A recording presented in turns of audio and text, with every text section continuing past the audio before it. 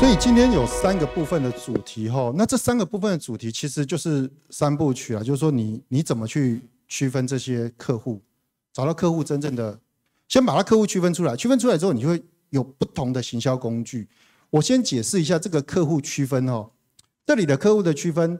已经不再是那种就是在 market segment 里面你去区分各种不同客户，这里的客户的区分是指已经是你的客户或者是你的 potential 客户。再从你客户或者 potential 客户里面去区分出来的人哦，不是那些可能不是你的客户的，因为不是你客户，你不需要在这边列，因为你现在已经在讨论 B2B 行销了嘛，你今天是面对这些人怎么去 deliver message 嘛，对不对？哦，所以我先强调一下，这边的客户的区分其实是你的客户或者是 potential 客户，你怎么 deliver 这个 marketing message 给他，然后那你当然要知道说他怎么取得这个资讯，他怎么做决策，还有就是他真正的需求是什么？等一下我会再针对这3个部分一个一个讲哦。那第2部分当然是产品，就是说你这个产品一定义这个竞争环境哦，其实是很有趣的哦。就是我们在讲市场区隔跟那个区分的时候，很多人就照着书就念完了。但当你定义这个所谓竞争环境的时候，其实你已经在定义一件很重要的事情，就是你已经想好你是在哪一个环境跟哪些人竞争。但其实很多人是没有想清楚的哦，他就觉得啊，这个人可能是我的竞争者，这可能是我的竞争者。其实不是这样子的。很多的情况下，在竞争环境的思考里面，会有很多有趣的东西会跑出来，就跟那个目标客户的定义是一样，是会有很多有趣的事情会跑出来。哦，那当然，你最重要的是还是要找到产品的主要诉求，跟你怎么包装这个诉求。那最后就是选择哪些就是行销工具了哦，这些行销工具你能够怎么把这些讯息承载给你这些客户？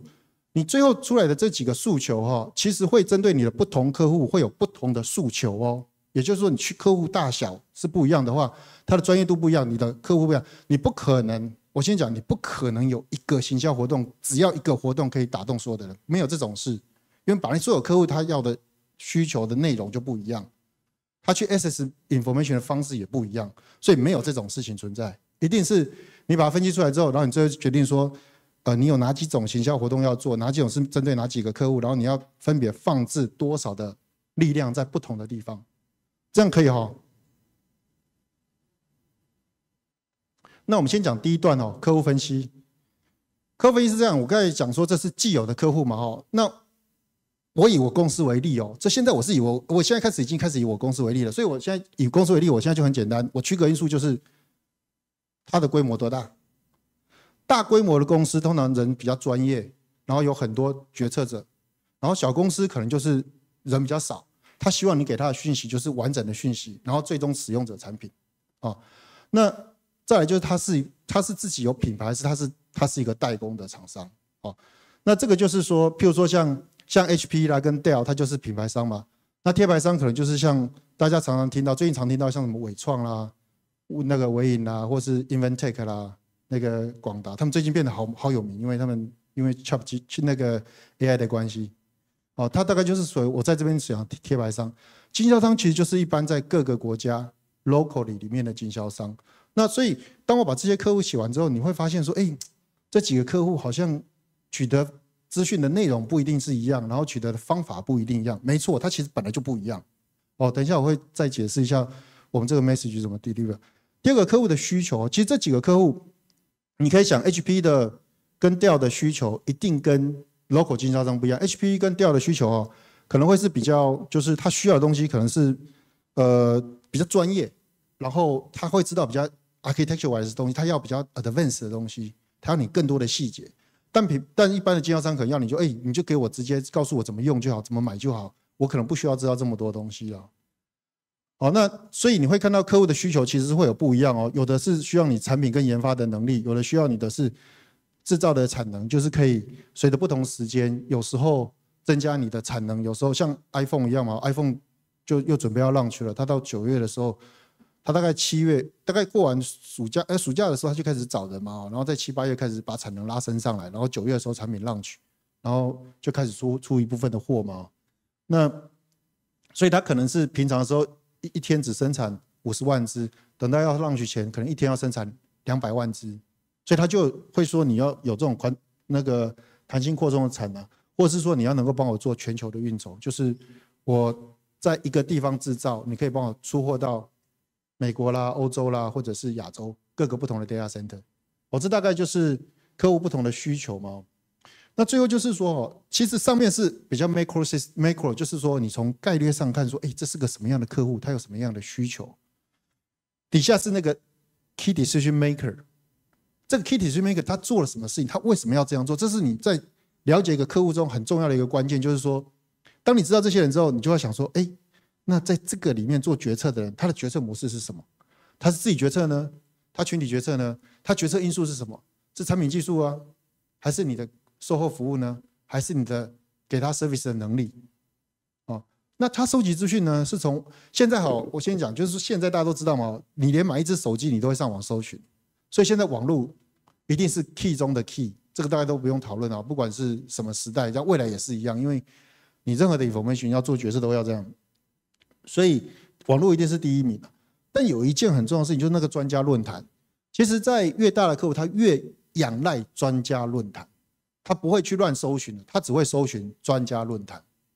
那像在我们电子业，大概就是像 SNIA 啦，然后或者是那个我们自己做的是像 HPC 的那个，就是 Super Computing Event 这种，就是它或者是 Open Compute Platform， 它是比较大的专家网络，他们就会在那里面搜寻他所想要的讯息。好，那我切割出来，这全部再强调一下，这全部是我的客户，这不是随便乱切的，这是已经是我的客户，然后我就把它切成说，你有小型的，你有中型的，你有大型的，然后你有云端经销的，这不是全部了哈，但是基本上我的客户就落在这几个区块，这几个区块里面，你就会知道说，那小型客户这个 marketing 的做法，一定跟这一组最大群的这个云端，像 AWS、Microsoft， 一定是不一样嘛。因为他们要求的内容一定不一样，搜寻的管道一定不一样。那既然你的客户，你就必须把所有的行销讯息都要能够 cover。有些会针对这一组芸芸众生，有些会针对这一组少数的人，然后却是非常专业的讯息。所以这个是从客户端分析出来到这的那个我的客户群。那采购决策者呢？采购决策者他大概是收集资讯的方式跟决策的方式咯，这个我大概稍微提一下，我想其实前面有稍微提了咯。那我觉得决策方式可能比较重要，就是说一般的决策方式在 B2B 里面，它大概都是会先从技术开始看，然后技术开始看，那通常我最常被问的，因为刚才大家有看到一些大公司嘛，他第一件事就问我说，你公司多少人，成立多久？我就问他说，你不是想问我成立多久，或是公司多少，你是想问我会不会倒？我跟你往下做的时候，5年、10年，你压在我身上的技术，觉得我技术好，压在我身上，我会不会倒？你会不会出问题？我都会直接这样子跟他讲，所以他们就知道说，我就会说我会有最新的 concern， 所以你不用太担心这件事情。反正市场上现在这么多人都是我在做，那要倒了那个谁某某某会比你更紧张，所以他们在问这些问题的时候，你大概会知道说背后的 concern 是什么。所以我这边特别提到，就是像产品技术啦、持续支持的能力啦。然后未来开发的能力可能是这些大客户比较重要的，那小客户可能就希望说，你产品推出来赶快快一点、多一点，然后只给他完整的产品讯息就可以了。到这里有没有人有问题？有没有问题？我们这样讲的有点快，应该还有一点时间。好，那这个是我给重要客户的看的啦，这只有重要客户才看得到。我在专业论坛才会 present 这种东西，就是说我会跟他解释我为什么要这样做，那做这些东西内容是什么，他就知道说其实你已经想好了你整段走下去的内容是什么。其实我已经画到25年了啦，不过我现在这里当然只有写我当年在19年所写出来的，就是疫情前所弄出来的，大致上是长得像这样子啊。那但是你如果写到2025年，他就会知道说你已经想思考清楚了，所以对他来讲，他对技术上面的了解，他就会看你说你这个合不合理，你做不做得到，然后你是不是已经思考完整了。如果是的话，他就会比较放心。所以这在大型论坛里面，在专家论坛里面，我才会讲这个东西。好，那讲完就是这些客户的这个他的需求嘛，然后他决策的模式跟他决策的思考。那接下来我们看产品产品是最重要的，因为你所有的 carry， 你的所有的 value 都是透过这个产品去 carry 的。但产品力重要呢，你要想你要怎么样把这个产品力真正把它 deliver 出来哦。刚才我讲到竞品分析，你就会想说，这个竞品呢，通常哦，在选竞品的时候，你要先注意到一件很重要的事情，就是说你要选真正它有成长潜力，而且是你要目标市场的那一群会思考的产品，才叫做竞品。你不能选一个就是，譬如说你我们知道那个，我们就讲车子嘛 ，Toyota 的竞争对手绝对不是 Benz， 是 Lexus 还是 Benz 嘛，这很清楚嘛。然后开架式的化妆品绝对不是跟那个专柜的那个像搜狗里面的化妆品不是对手嘛。所以在选产品的竞品的时候，你要想清楚你到底是在跟谁竞争啊。你一决定了这个谁竞争，你才会开始写说哦，产品功能定位啦，然后价值价格差异化的这些设定啊，你是设定在哪里，双方的位置在哪里，然后产品的功能，这个功能很有趣的，就是说功能常常我觉得功能是最有趣的事，就是大家通常都会把自己的功能想得比较厉害，把别人功能想得比较弱。真的，大部分人做产品分析都是这样。其实可能连我自己都是这样哦，所以我们通常都是会把自己的功能再打几折，然后再看看对手有没有比较厉害一点。哦，通常都会这样子做。哦，那其他就是这里面我就不念下去了哦。那我说在右边那里就是说公司产品特，如果你把这东西都做完分析之后，你就会发现说，哎，你在这群竞品分析里面有什么样的特色？像我画出来的特色是我们是比较创新的产品跟最先进的功能。不过这不知道是不是应验了我刚才讲说，我们都觉得自己产品比较厉害的那个说法。然后再来就是这个价值优势哦，就是说你在做完这个竞品分析，它只是一个产品功能，就像他刚才问我说你到底多少，你会不会倒？他其实问我的是问像产品一样的功能，他担心的其实不是，他担心的是我会不会倒了。他如果投资我3-5年，他会不会因为这个而倒掉？他不会是，他不太 care 我的那个成立多久，然后我的资本额多少这些，因为他担心的是说，以一家大公司跟一家小公司合作，最怕就是这家小公司最终就不见了。哦，那一样就是会这里就是会产生你的独特价值，就是你产品优势的独特价值。他想问你，你要找出真正后面的价值。那这个后面的价值就像说，你的不管你是产品的价值或制造及运筹啊，你在后面背后所产生的这个特殊的价值，是它是不是你能够包装出来的东西？好，你这边是功能哦，但是这个功能真正包装出来是说，哎，你不断有新的功能，是市场上大家都不知道的，是你自己第一个做出来的。你创出来的价值就是你的创新价值。那你为什么会产生这个创新价值？你一定有一个东西可以包装。你为什么要做这件事？哦，那在这个之后，你就会想出说，你的真正完整的诉求是什么？你真正完整的诉求是什么？那我举个例子哈，譬如说像我的产品。如果我是 Toyota， 我就跟你说，我 Toyota 的车子是耐用的，其实后面应该有。好，像这个产品功能分析出来之后哈，它可能还会有说，再加上什么保养啦，然后什么成本啊，价值价格比，你就会发现说，哎，它最终的价值所诉求的就是说，它的价值价格比是最好的。啊，但是它在功能表现是你是看不出来的，是最终是你还是要再把它重新包装一次，说你的产品主要价值是什么。然后包装出一个你一直可以对人家诉说的内容，哦，一直对人家诉说，请记得哦，你诉说的不是产品的，你不是在诉说产品功能哦，你诉说产品功能是为了包装你后面说，哎，你有很好的技术能力，你有完整的产品线，你跟着我做就对了，哦，然后或者是说你有一个持续在这里面进行研发的能力，持续在这里面就是产生新功能、新产品的能力。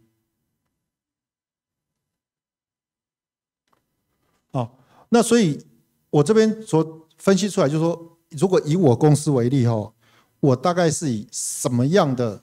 产品的诉求或者产品的来说，第一件事情像刚才那个就是说产品功能，那我是借刚才讲的那个就是别人的网站上面的讯息哦，因为这部分我如果写出来其实也很难让大家理解，所以我只好用汽车的这个东西来写给大家看。哦，那你还是要做一个基础的这个东西，你才知道说这家都因为在哪里啊？那我们在那个产品功能之后，我们就会说，哎，那我在这个里面包装出来的讯息是什么？讯息就是说我在这里面不断的持续深耕我的产品，那我产品线非常完整，每一年都就是每2-3年都会有，连1-2年都会有一个新产品，然后这个2-3年的新产品呢，都是业界里面最领先的。所以我要塑造的讯息就是告诉他说，其实我是一个持续创新、持续推出新产品的公司。好，那接下来就谈那个工具。到这里，在大家自己在市场上找这些客户，或是做产品的诉求，有没有什么问题？你说，你应该是说在国际上客户的开发是不是？我就用这个来解释一下哈。其实，我先讲你的问题哦。我先把它重复一下问题。他是说，在国际行销上，他怎么去approach 客户，主动的让 approach 客户，让客户过来啊？但是我先解释一下，这个问题其实已经超出了行销。行销通常都是叫做 pull 嘛，对不对？就是你 deliver message， 客户会自己来找你嘛，哈。那 push 是属于 sales 的 activity 哦，就是说你直接 approach 你的客户，然后去跟客户讨论，然后客户才来找你。哦，那这个里是这样，就是说你大概还是要先分成2类，就是说。通常我们会 approach 的客户，大概都是这种大型客户，因为它大概占虽然只有20% 的名额，但它占全球80% 的市场。你的 direct approach 的客户呢，你的 sales 的 coverage 绝对不可能是连小的都 coverage， 因为你现在人其实也不是很多，因为通常芸芸众生是不可能透过 sales 去 cover 的。sales 的 directing 的 resource 绝对是有限的，每 cover 一个客户，不管你跟他送一个 email， 或者是你跟他来来回回的做一些 technical presentation 或是 service 的 discussion， 都会花掉 effort。那你就要先 focus 在这群，把这群的人找出来，看这群人他是在哪里会出现。如果以我的例子，这群人都会在我刚才讲那个 open compute platform 或者是 super computing 里面会出现，我就会在论坛上面当讲师跟他们讨论。这个很关键，就是说等一下我最后才会讲，就是因为台湾其实比较不习惯去在 technical 的 forum 里面去 present 产品，或是 present 一些比较创新的技术，或是你一些创新的做法。但是实际上那个对这些大客户是非常有帮助的，就是说这些人都会参加，你只要 present 完，其实你也不用找，他就会来找你。